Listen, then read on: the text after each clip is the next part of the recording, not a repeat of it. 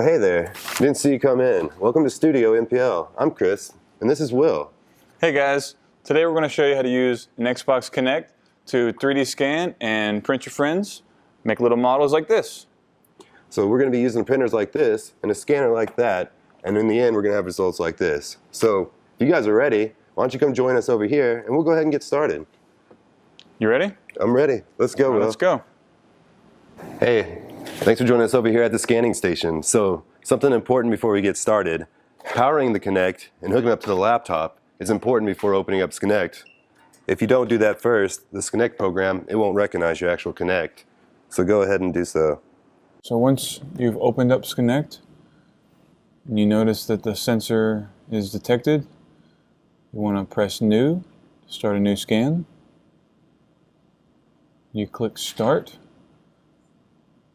and here's where you're going to ensure that the subject you're scanning is appearing green.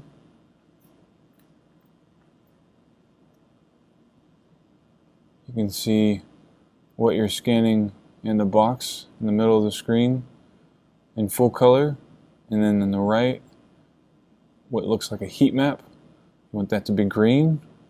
Once you click the record button in the top left, it counts down and the scanning has begun. You want to make sure the whole time you're doing it that what you're scanning appears green. Chris is keeping the scanner pretty much perpendicular to who he's scanning or what he's scanning, not tilting the scanner but keeping it straight on. Notice that I'm holding the cords and laptop out of the scan.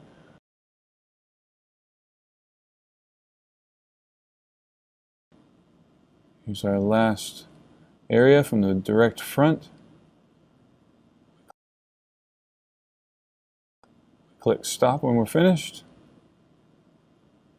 and then the file processes. You can see the grayish or light gray model in the center there. And there's even a set of lines or dots that trace the movements made with the scanner. And then click Process. Click Watertight under Mesh, and it will further process the model. Make sure that it's 3D printable and fill in any tiny gaps that it may have missed during the scanning process.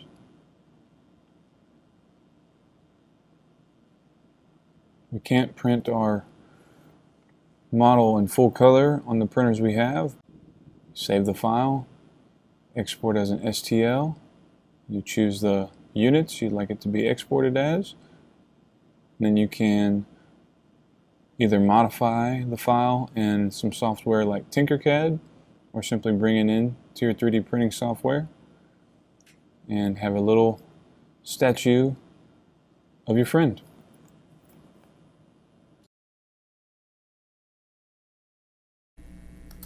Setting up your file to print in the MakerBot software. First, locate your file and add it to the MakerBot software. Go ahead and scale it to fit if it's too large for the actual platform. You can further adjust the scale to be the size that you actually need. Once you have the right size, go ahead and preview your print. The preview will show you the resolution if you have your RAFs on and if you have your supports on. It'll also give you an estimated print time. You'll be able to see in this time lapse that the print is pretty accurate to what we scanned.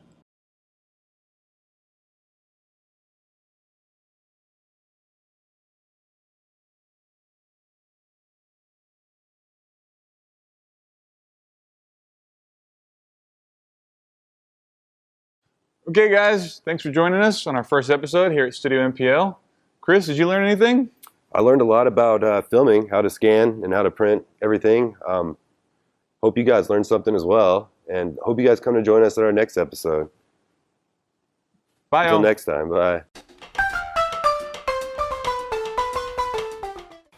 Hi, I'm Rebecca Stone. I'm your video and film production mentor, and today we're going to talk about shots. A variety of shots for you to make sure you include in your next movie that you're going to make. So the reason why you need to think about different shots is because you want to make sure that your video is as interesting as your script. So if you wrote this great script, you're going to make this little mini movie, but your shot is all one shot for the whole movie, you've just lost your audience's attention. We want to make sure that your movie is just as interesting in the plot as well as the visuals. And to do that is to add a variety of shots. So let's talk about some shots today. We have the extreme long shot. You want to make sure your audience knows where your scene is, and you use an ELS, an extreme long shot, for that. And what that is doing is placing the scene. So if you're shooting at a school, maybe your ELS is the whole school, and then your next shot narrows it down to the classroom. So you want to have an extreme long shot. Another example would be a long shot. You want to make sure you have a long shot. That's basically from head to toe of your characters. You'd include that, go from an ELS to an LS. Then we have an MS, a medium shot. A medium shot is basically from your waist up for your characters. So you want to think about including a medium shot too. Remember, the closer you're getting in, the more emotions, the more details, those types of feelings you're getting across to your audience. So another shot that would be important to include is the close-up shot. Your close-up is usually around shoulders up, and you're getting more emotions now from your character. You're getting more personal, more up and close with them. Another shot is going to be the extreme close-up. That is usually when you want to show a little bit more detail. You want to get in there. You want to show whatever they're specifically doing. Maybe their hands are on the keyboard for a piano. Or if it's a hot day outside, you have them drinking a glass of water, you might get up close to the water. And then the next shot would be like a macro shot where you get really close and we could show the ice in the water. You could show the droplet going down the glass to show how hot it is. These are different ways of kind of relaying to your audience what's going on and getting them more up close and personal to your scene. So there's some other shots too you want to think about including. We have a two shot. A two shot is usually two people in a scene. It kind of describes it in the title, two shot. We also have a high angle and a low angle. Those shots are pretty cool to use. A high angle is when your camera is up high and you're looking down at your subject. This is a neat way to show a vulnerability of your characters. They could be getting bullied on, they could be picked on, they could be real vulnerable, they could be scared. It's basically the camera is up top looking down and they're looking up at the camera, and it just makes them appear kind of weak. I think a good example for that I always think about is the Shrek movie, where the Puss in Boots character is all like, I'm just down here a little, you know, and it's just this high angle and you can kind of see this vulnerability in them. So that's a great way to show that. Another shot you might want to include, I mentioned, is the low angle. So what that does is your camera is down low and you're shooting up high. And that makes your character look more powerful. It's used a lot with presidents. High influential characters, strong characters, or maybe the bully of the scene. You're shooting down, looking up, they look real powerful and strong in their scenes. So that's a cool angle to use. So these shots are just a variety of shots. You want to think about including them in your film. So you're not shooting a little movie that's all one long shot. Your audience will visually get bored. You want to make them visually entertained. So you're going to be cutting up these shots throughout your film. Maybe an extreme long shot to set your scene, then you jump to a long shot, maybe a medium shot, maybe a close-up. Or you could go from a close-up to a medium shot. You're just kind of bouncing around to keep your audience visually interested in your movie. So these are just a couple shots. There are a lot of shots out there. We'll cover some more in some future workshops. I hope you'll give them a try. If you're working on a movie and you want to share it with us, please do. You can hashtag us, #StudioNPL, or you can also email it to me at studionplnashville@gmail.com.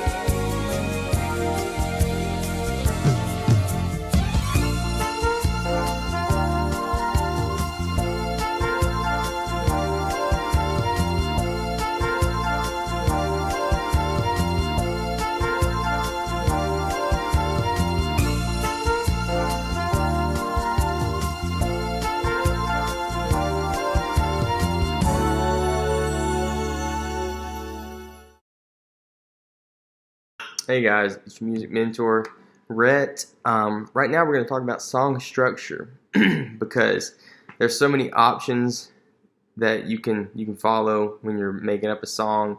You can stay on one chord the whole time, and maybe slide up to another chord, but really stay on that one. You can do that. A lot of times, especially in Nashville, what you're going to find is the 1-4-5 progression, and by that I mean the G, C, D. See, a long time ago, studio musicians developed this system to where when artists came in to record their songs, they could do it as quickly as possible and get more money off of more songs recording. And that number system just assigns every chord in a key the same number. It's much like the capo does to the guitar. When I move the capo here, this becomes the 1 automatically. For what we're talking about, for all intents and purposes. So, in the key of G, the 1 is the G, the 2 is the A. I'm playing A minor, that's A major. The 3 is the B, that's B minor, B major. The 4 is the C, 5 is the D, the 6 is the E, there's E major, just so you know what it sounds like, and the 7 is the F. And the ones that I play minor, that's because in a normal major scale, that would be the chord that you would probably use. It's the most useful to go somewhere else, like for instance.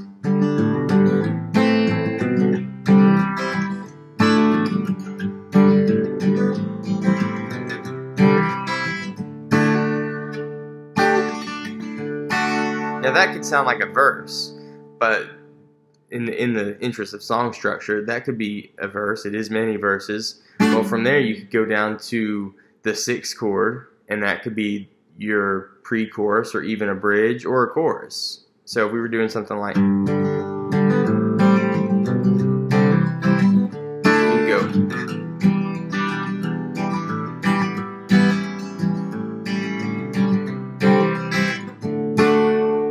So say that was a pre-chorus. The chorus could sound something like,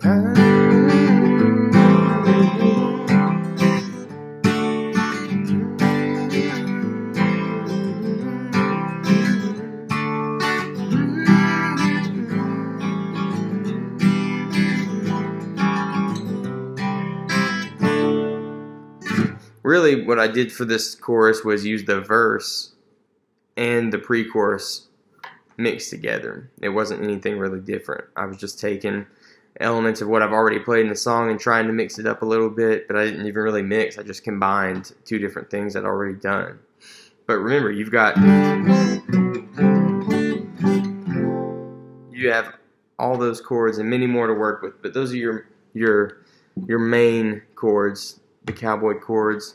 And don't forget, if you grow tired of playing in that key of G, just put it anywhere, go 1, 2, 3. I know you can argue that it just sounds the same in a different key because you're doing the same exact things. This is very true, but they are different frequencies, so that can be inspiring and lead to you playing differently. So work with that, enjoy it. It's just something to be had fun with. And song structure, like I said, your song structure can be 1 chord, or it can be all 7, or it can be 3. And I'll do more examples of that in a video. So enjoy the song structure and make your own.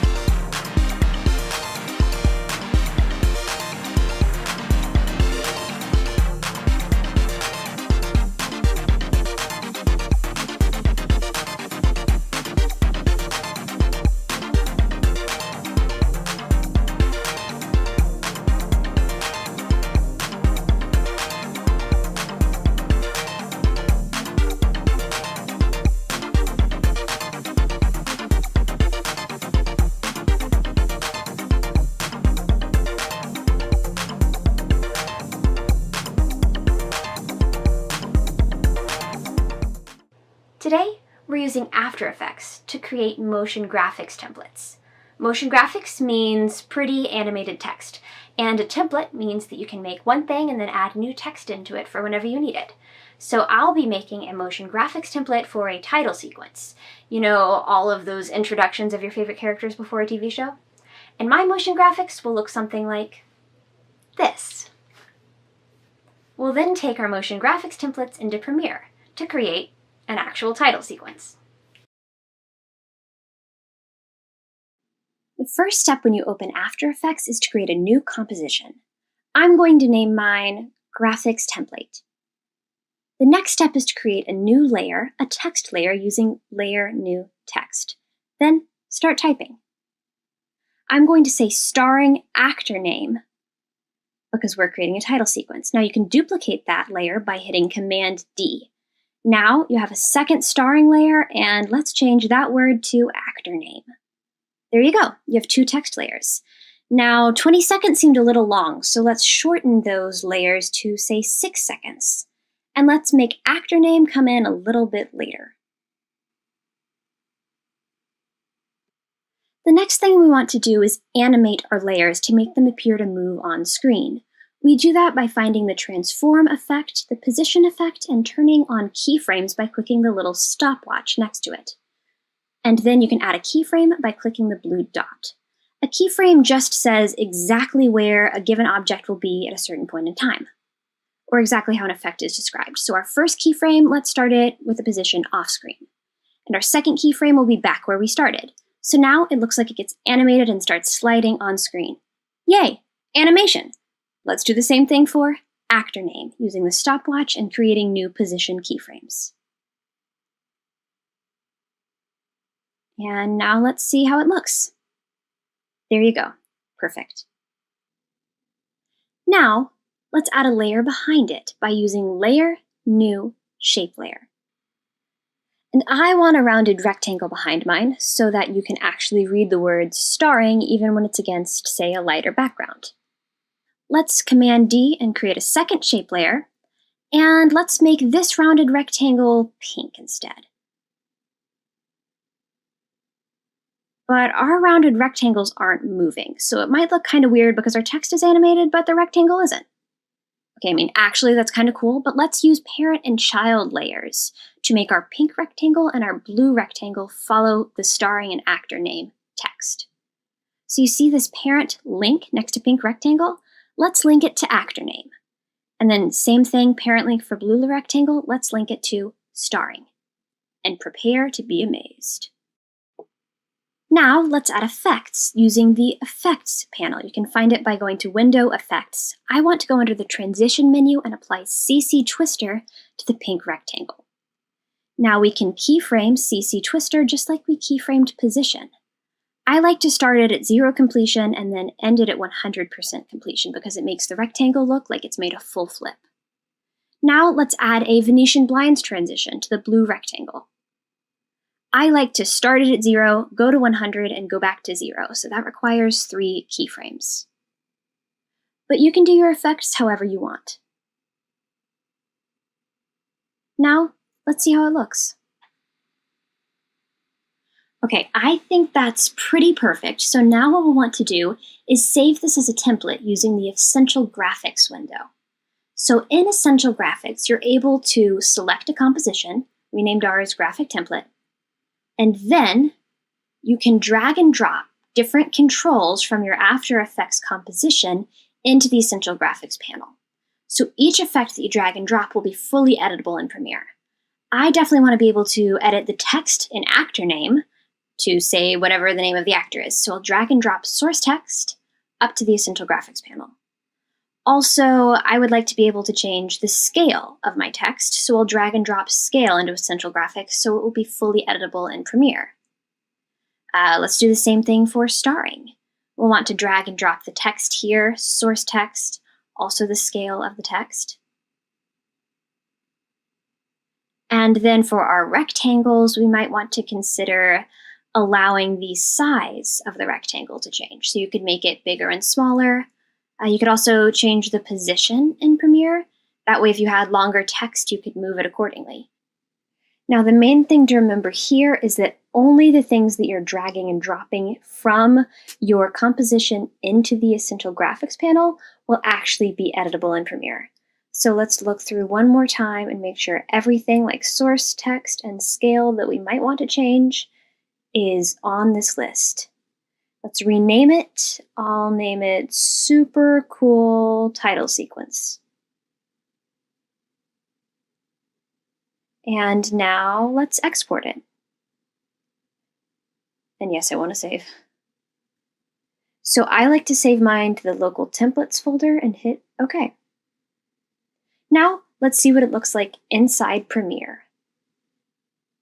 So I've already brought in a little bit of actor footage, and all that I need to do is add the template on top of it. So just go to Essential Graphics in Premiere and drag and drop your super cool title sequence, which automatically loads into the graphics. So now I can see starring actor name inside my Premiere project. Let's edit that using the Essential Graphics panel and change actor name and starring text. Notice how everything we dragged and dropped into the Essential Graphics panel in After Effects is editable here. So I can change actor name to Carly, or I could change starring to co-starring. I also can change the position and the sizes of the rectangles. To create a full title sequence, you just need footage of every actor, and then you could copy and paste your motion graphics template, and then just write a new name for each actor, and voila! You have a title sequence. Now, this is the title sequence that I made using the templates we created in After Effects. And congratulations! We made a title sequence!